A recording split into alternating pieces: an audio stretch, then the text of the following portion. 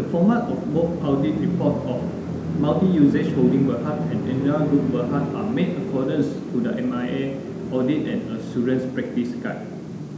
The type of opinion of multi-usage holding Berhad is a qualified opinion in their audit report. The basis of this opinion is the auditors are unable to obtain sufficient appropriate audit evidence to determine the nature and extent of relationship that may exist between the company and its relevant subsidiaries companies and the special purpose vehicle.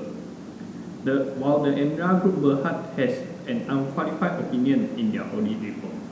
Okay, for MUH Berhad audit key matter, first is revenue and cost recognition for property development activity and construction contract. The stage of completion technique is used to account for income and expenses emerging from property development activity and building contract. The stage completion method is to calculate by comparing the proportion of cost expended for work completed to date to the expected cost.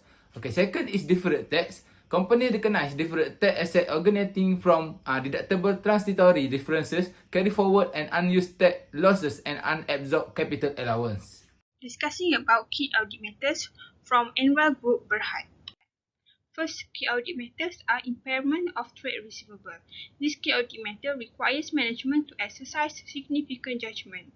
The judgment in the probability of default by trade receivables and appropriate forward-looking information and estimated cash flows recoverable in worst-case scenario.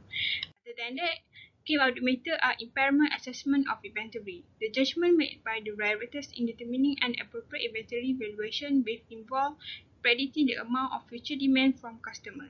The judgment are also required to identify slow-moving and obsolete inventories which need to be written down to their net realizable value.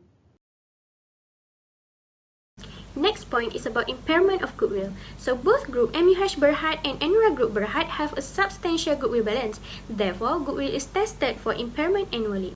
So here are the audit procedures for goodwill. First, they compared cash flow projections against the actual result with the previous budget to assess the performance of the business. Second, they evaluated the reasonableness and consistency of the key assumptions and inputs such as the growth rate used in the cash flow projection. Third, they tested the mathematical accuracy of the impairment assessment. And the last one, they performed sensitivity analysis to stress test the key assumptions and input used in the cash flow project. In conclusion, a report should have an opinion on the true and fair view of financial statement. MUH is a qualified opinion, while Enra is an unqualified opinion. That's all. Thank you.